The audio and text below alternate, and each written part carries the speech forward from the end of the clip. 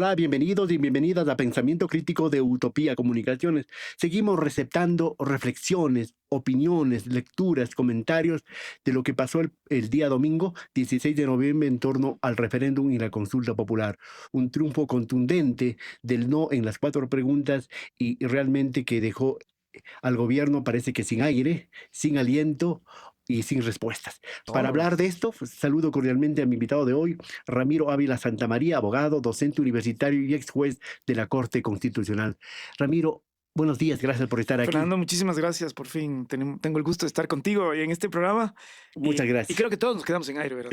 O sea, ¿Cómo recibiste? ¿Cuál fue tu primera reacción ante los primeros resultados que iban fluyendo del Consejo Nacional y yo, Electoral? yo debo confesar que el día de ayer estuve pesimista porque siento que el aparato comunicacional del gobierno, esta idea de usar todo el aparato estatal en función de ganar, con bonos, con compensaciones, con la traída de la secretaria de seguridad, con la captura del Pipo Chavarría.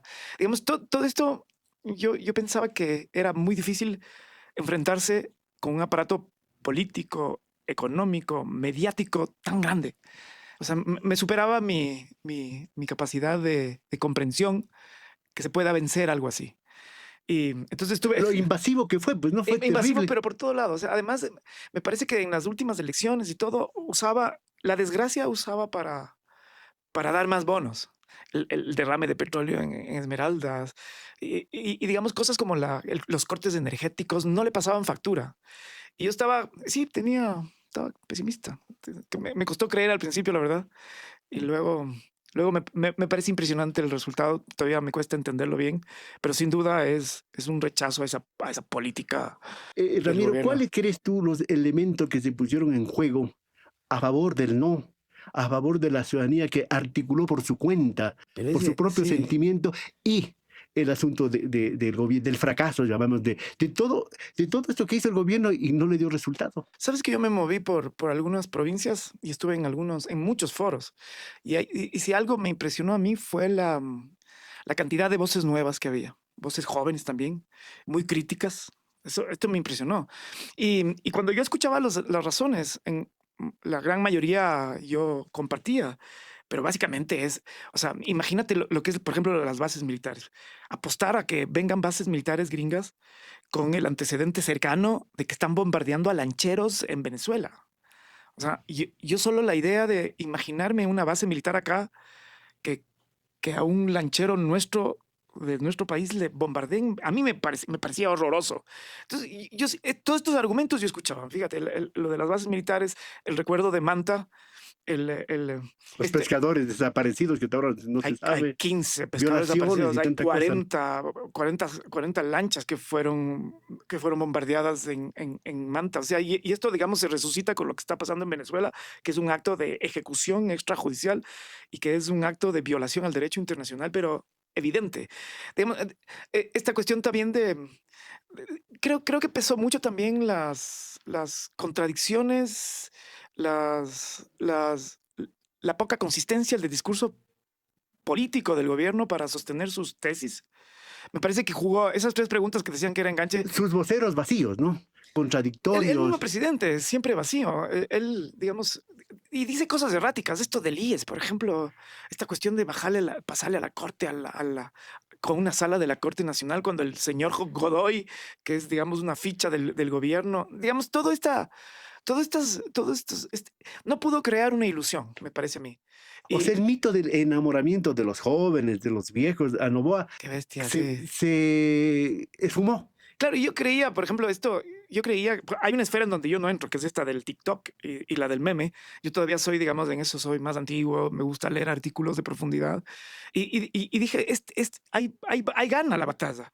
Y no, o sea, yo estoy sorprendido positivamente por este país, digamos, porque además cuando tú ves las votaciones de todas las preguntas, todas tienen rangos diferentes. O sea, la gente pensó. Porque cuando es voto en plancha tiene 60, 60, 60, 60. Tiene Se 52, 53. repite, ¿no? Sí, la gente pensó. O sea, no, no. Y esto para mí, ojalá sea una lección para el gobierno, porque, digamos, el gobierno estaba usando una forma de hacer política súper populista por la propaganda, abusando del miedo que tenemos, porque si hay inseguridad ciudadana, sin duda alguna, y sin embargo, sabiendo además que la Asamblea es una de las instituciones más desprestigiadas. O sea, todas estas preguntas, las tres primeras, eran evidentemente que Tramposas, ¿no? tramposísimas, pero y era evidentemente, porque si me preguntas a mí si estoy de acuerdo con la Asamblea, te digo no. Si me preguntas a mí cómo funcionan los partidos políticos, te digo no estoy de acuerdo. Si me preguntas a mí si la inseguridad ciudadana requiere medidas profundas, directas, yo te digo sí.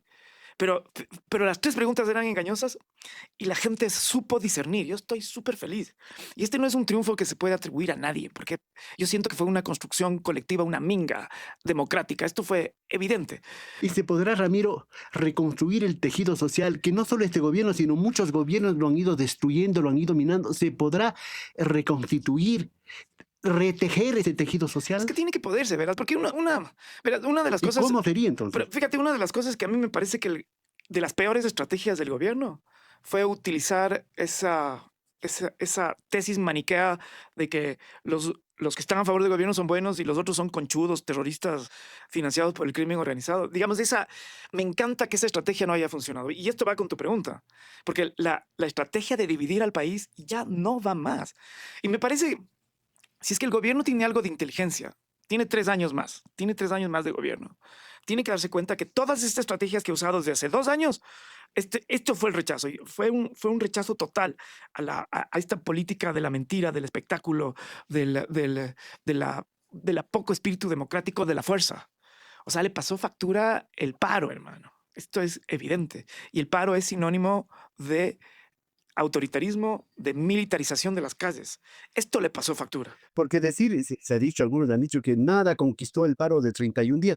Aquí lo está demostrando el domingo Total, que sí hubo una total. respuesta. Total, o sea, me parece... Por eso yo sí creería, ojalá el gobierno tenga la humildad, que no lo ha demostrado hasta ahora, para reconocer, no solamente reconocer, porque ya lo hizo, sino también para aprender de esta derrota electoral.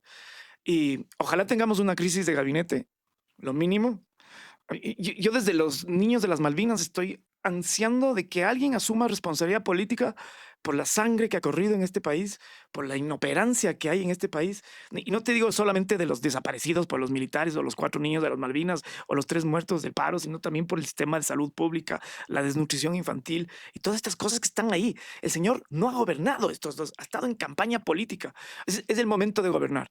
Este gabinete no le funciona. O sea, digamos, ojalá sea ese el aprendizaje. Primera señal, crisis de gabinete. Segunda señal, digamos, a gobernar. Y a gobernar con la Constitución de Montecristi, que yo sí creo que le da todas las herramientas para poder combatir el crimen organizado, para combatir el desempleo, para combatir la inseguridad. Están ahí. Fíjate todas estas cosas cuando el presidente decía que la Constitución no le permite gobernar. Fíjate, ¿hay cooperación internacional para capturar a este señor Pipo? Sí, con España, sin necesidad de reformar la Constitución. Hay la capacidad, porque el gobierno se jacta que está creciendo económicamente para hacerlo con la Constitución de Montecristi, sí. La Constitución de Montecristi, que tanto se quejaba de los sectores estratégicos, si te das cuenta, el sector de petróleos, el sector de las telecomunicaciones, ¿quiénes son los proveedores de la mayoría de los servicios celulares? Son empresas privadas. Entonces, todo, digamos, la gran diferencia, y quizás por eso yo creo que yo no quiero defender la integridad de la Constitución de Montecristi, pero sí los principios básicos de Montecristi que siguen siendo vigentes. Hay cosas que hay que cambiar. El Consejo de Participación está diagnosticado por todo el mundo que tiene que cambiar porque ha sido un botín político, pero el principio de economía social y solidaria, por ejemplo, el principio del summa causae, los principios de solidaridad que están en la Constitución, la palabra equidad que aparece más de 30 veces en la Constitución, digamos, todo eso, digamos, sigue siendo vigente. Sigue siendo vigente el debido proceso que está ahí. Yo no he visto ningún argumento que sea consistente para sostener que la Constitución de Montecristi protege a los delincuentes. O sea, Pero Ramiro, el gobierno no teniendo la voluntad ni la humildad de gestionar y leer estos resultados, no persistirá en el mismo relato, en el mismo discurso, echándole la culpa a gobiernos anteriores, echándole la culpa a la Constitución. yo creo que esto fue una dosis de no te creemos, señor Novoa. Tenemos 2 años, efectivamente, que él echó 2 años de mala gestión. Porque en 2 años hemos tenido más del 80% del tiempo de su gobierno en estado de excepción. Hemos tenido 12 leyes relacionadas con la seguridad, incluido aumento de penas de estas. Tuvimos una consulta en el año 24, en el 2024, que ya se contestó con otra pregunta sobre seguridad, que sí. O sea, le hemos dado todas las herramientas al señor que el señor ha querido y no lo ha logrado. El Ecuador le está diciendo, en estos 2 años, lo que estás haciendo no nos convence, no queremos, cambia de rumbo. Y digamos, yo sí, honestamente quisiera que cambie de rumbo, no porque quisiera que él tenga un legado, sino porque el país necesita. ¿Y por dónde podría? Pero él tiene la capacidad para cambiar de rumbo, tiene puertas para salir o no tiene nada. O sea, tiene la Constitución de Montecristi. La Constitución de Montecristi es un pacto que todavía está vigente y que se acaba de relegitimar con esta cuarta pregunta que se contestó, ¿no? Y en la Constitución de Montecristi tú tienes los grandes principios orientadores, y esos grandes principios orientadores Pero son. Noboa podrá desandar todo lo que ha dicho y ha hecho. Es que a mí me parece que le está dando una bofetada al pueblo. Si es que no desanda, digamos, le- creo que si es que Noboa no cambia de rumbo, el siguiente camino que le toca, hay que mirar la historia. O sea, desde Abdalá, Maguad, Lucio Gutiérrez, el siguiente camino que le toca va a ser las calles. O sea, me parece que esto es, ojalá, digamos, el señor tenga la capacidad de rectificar, porque el siguiente malestar, ahora me parece que fue un malestar democráticamente y contundentemente expresado en las urnas. El siguiente va a ser la actitud que tuvo Imbabura, pero a nivel nacional. A mí me parece que esto es lo que se nos viene si es que el señor no rectifica. ¿Hacia dónde tiene que rectificarse? Hacia cumplir, garantizar, promover los derechos que están en la Constitución. Y las presiones del Fondo Monetario, las presiones de un proyecto geopolítico mundial, regional. Seguro tiene, pero a mí me parece que, ¿cómo negocias tú? Así me parece que, es que yo creo que el sistema internacional Tiene que priorizar. y tiene que priorizar por su pueblo, pues. O sea, a mí me parece que hay gobiernos que lo logran. Digamos, hay momentos históricos que aquí, si hay algo de bueno en el correísmo, fue que él priorizó garantizar derechos antes que los compromisos internacionales y todas estas Si cosas. le pedimos al señor Noboa y a su equipo, que mi invitado Ramiro Ávila dice que debe desaparecer y poner otra gente que le colaboren y que le digan la verdad, ¿cómo leerán los altos mandos militares? ¿Cómo leerán los altos mandos policiales de esta cosa? Que han sido parte de toda esta Claro. situación. ¿Cómo van a O sea, leer? ¿O cómo están a leyendo? mí me parece que la instrumentalización a las Fuerzas Armadas no le hizo nada bien.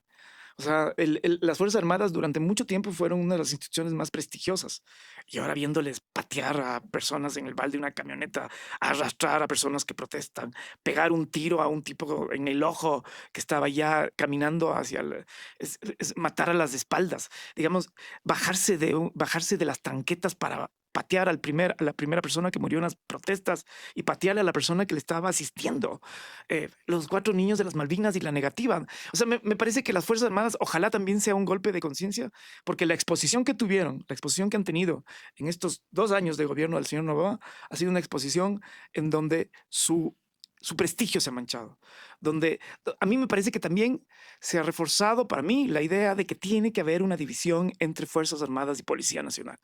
Las Fuerzas Armadas tienen un entrenamiento distinto, tienen unos objetivos distintos, tienen leyes distintas que se les aplican, distintas a las del combate a la delincuencia.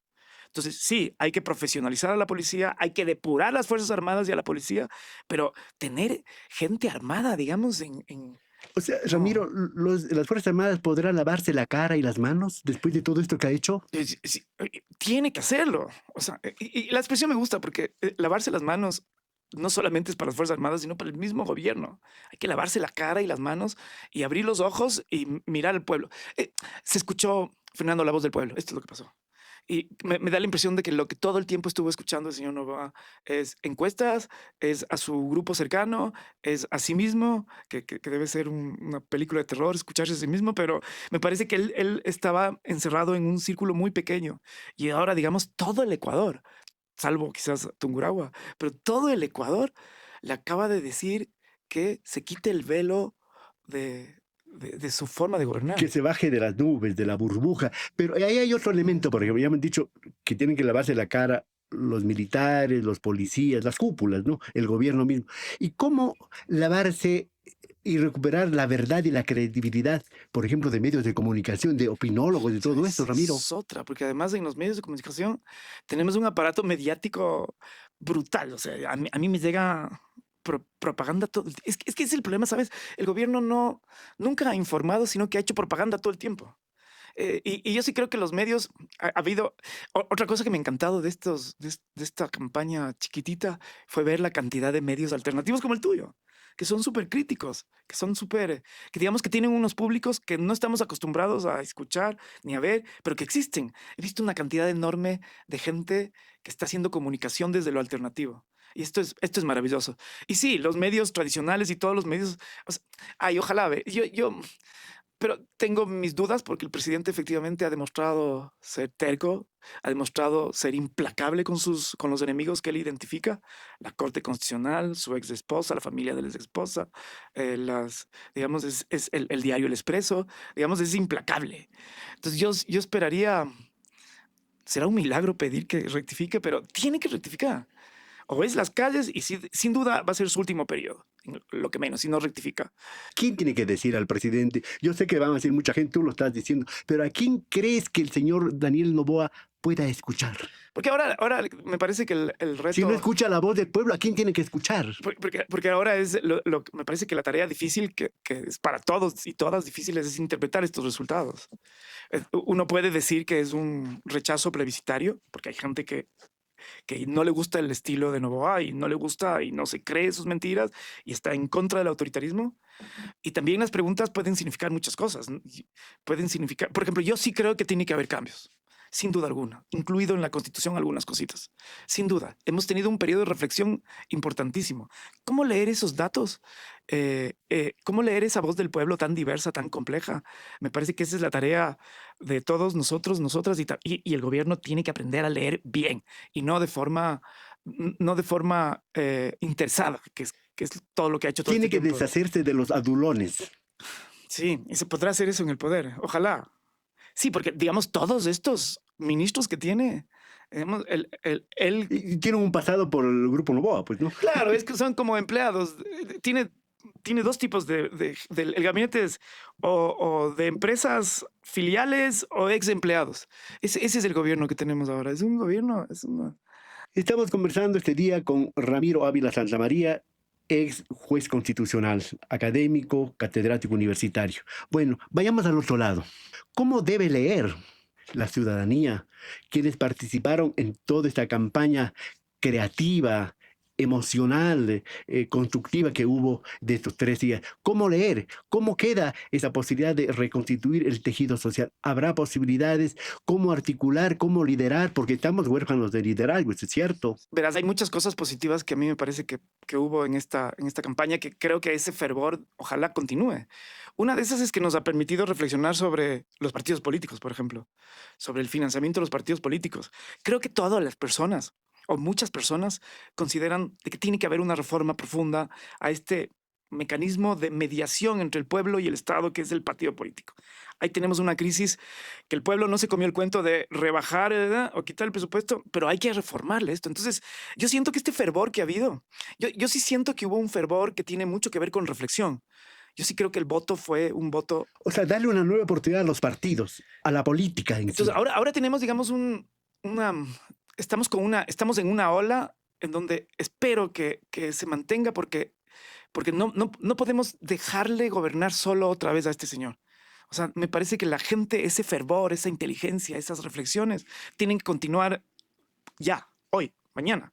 Tenemos que seguir. O sea, tenemos que reestructurar esos partidos, no solamente esperando que venga desde la lógica estatal, sino también desde la lógica ciudadana. Entonces, a mí me parece, ojalá, mira, una de las cosas difíciles de entender también es que la campaña fue muy descentralizada. No hubo un liderazgo visible. Entonces, eso puede ser una oportunidad y también es Una reto, debilidad, ¿no? una debilidad, claro, porque ahora, ¿quién capitaliza esto? ¿Quién logra concentrar esto? ¿Quién logra, quién logra hacer material todo este conjunto de reflexiones y de actores dispersos que hemos estado? Nadie tiene que apoderarse de Nadie tiene que ¿cierto? apoderarse. Nadie. Pucha, la persona o el grupo que lo haga me parece que es o prepotente o es despistado. Porque si nadie puede apoderarse de esto, nadie, ningún partido. ¿Y crees que haya esa capacidad, esa sensibilidad, esa lectura real de cómo actuar para no generar esto de yo ganarme, yo querer ser el dueño, y eso le va a generar mejor un boomerang, diría. La gente le va a ver mal a que diga yo, eso de la tiranía, todo ese tipo. ¿Crees que haya, y cómo habría que articular eso? O sea, verás, como yo, cuando tú miras lo que fue este proceso muy corto, yo siento que todas las personas estuvimos en varias asambleas distintas. Yo estuve en una de profesores, en otra de movimientos de izquierda, en otros barriales. Esto me pasó a mí, digamos. Yo estuve en varios lugares como interviniendo, participando.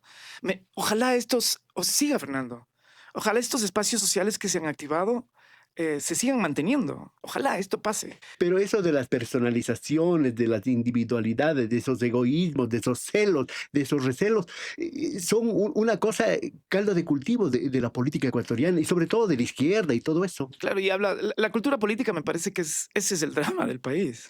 Porque fíjate que hemos tenido, digamos, hemos tenido gobiernos de derecha, de centro, de izquierda, y el drama es el mismo. Me da la impresión de que el problema está en la sociedad, que al final el Estado es un reflejo de nosotros y de nosotras. Ojalá este sea un momento en donde dejemos de pensar que la participación política es solo ir a elecciones, sino que estemos activados, proponiendo, supervisando, auditando.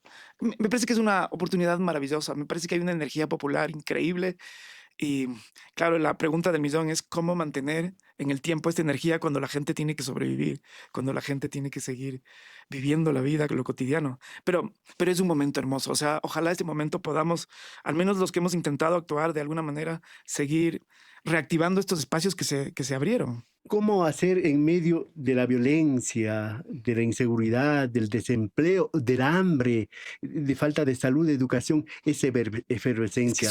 ¿Cómo? esos son los debates nacionales, fíjate.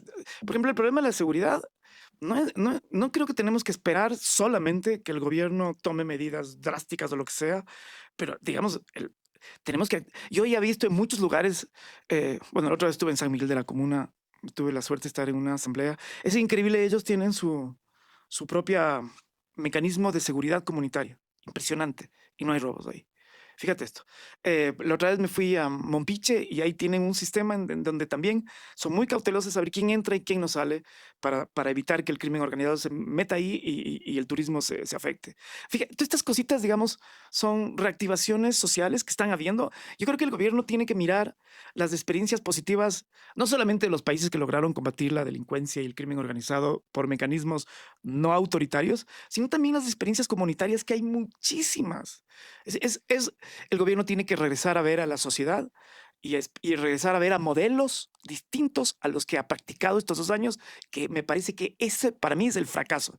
Al gobierno le hemos dicho, la forma que estás haciendo no está sirviendo, ni tampoco queremos. Esto, porque es evidente, fíjate la tasa de criminalidad, de muertes violentas. En los 2 años del señor Noboa, que prometió en 100 días bajar a la mitad, digamos, no, se multiplicó por 2.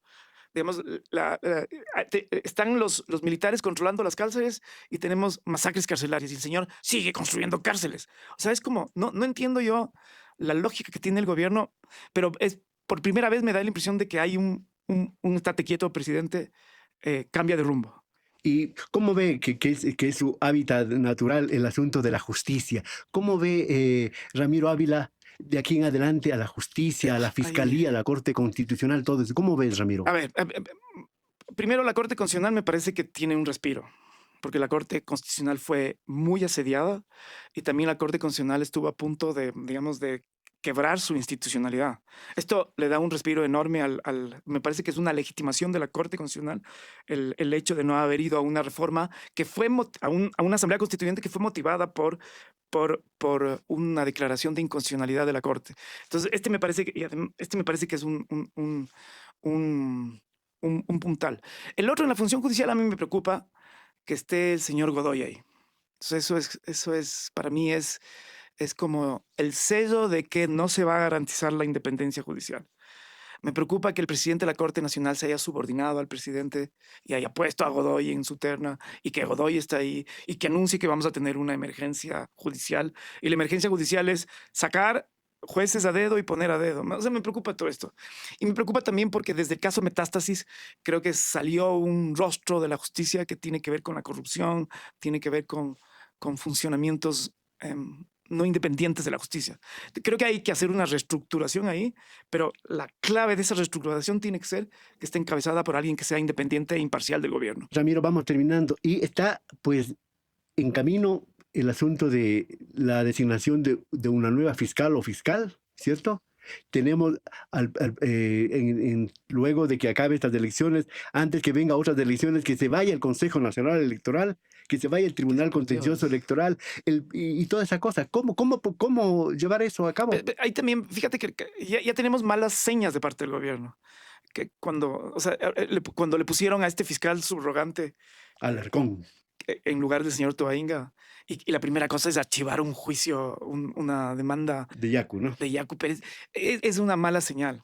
Pero fíjate, yo siento que todas estas cosas que estamos relatando ahorita, para mí es, lee, presidente, lee lo que te estamos diciendo. No queremos que te tomes la fiscalía, no queremos que te tomes el Consejo de la Judicatura, no queremos que amenaces a la Corte Constitucional, no queremos que saques a los militares a reprimir la protesta pública, queremos que bajes los índices de su... Esto es lo que le estamos diciendo al señor. O sea, y ojalá todas estas cosas sean, ojalá podamos decir, yo quiero creer que el gobierno va a interpretar esto no solamente como una derrota, sino como una necesidad de rectificación en sus políticas. Y para mí, que creo en los derechos de la Constitución, que se oriente con la Constitución de Montecristi, que ha estado despreciándola. Y esta asamblea que tiene una mayoría comprada, Comprada. ¿habrá algún sacudón ahí?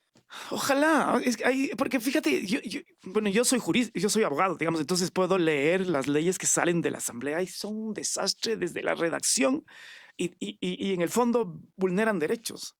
Es que esto es, a todas estas políticas, Fernando, es por Dios, atiende el clamor del pueblo que quiere rectificación, quiere otro rumbo para la asamblea, para el Consejo de la Judicatura, para el Ejecutivo, para el Consejo de Participación, por favor. Ojalá se lea así.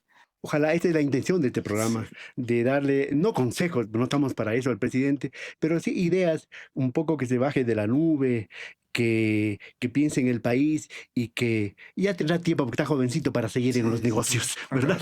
¿Alguna reflexión final así, Ramiro? No, quizás agradecer a todo ese innumerable, que no sabemos los nombres de todas estas personas que hicieron posible que le haga rectificar y le haga ver las políticas que nos ha hecho esto. O sea, yo agradezco a este pueblo maravilloso. Estoy tan orgulloso de ser ecuatoriano como orgulloso estuve de Quimsacocha cuando salieron a defender el agua. Me parece maravilloso que prevalezca la democracia, los derechos, el constitucionalismo, digamos, el Estado de Derechos. Esto me encanta. Ojalá no sea una utopía algún rato estar orgulloso de algún gobernante que ha hecho bien por todos los ecuatorianos. Tiene chance de 3 años, ojalá lo logre. Ojalá. 3 años y un poco más, ¿no? Porque recién está 6 meses. Dudo, pero por el bien de todos, ojalá. Y que no queremos que, como él adelantó el 13º, se adelante su salida.